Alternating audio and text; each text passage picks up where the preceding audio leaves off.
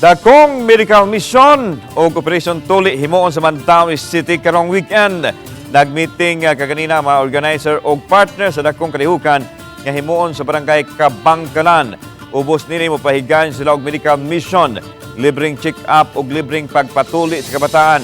Gibada-mara maabot sa 1,000 ang target nga maserbisyuhan sa tibok kalihukan.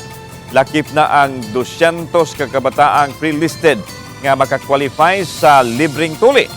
Labi na karong panahon sa bakasyon, ang pakigalayon sa mga partners aduna say madawat ang mga beneficiary sa maong kalihukan.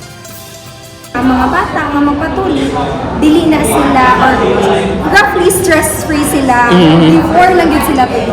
Karon, mas dako ang budget, mas dako ang scope at mahatagan sa mga matabangan. So, I'm forever grateful dyan sa mga partners na mga naanod sila always. We say yes.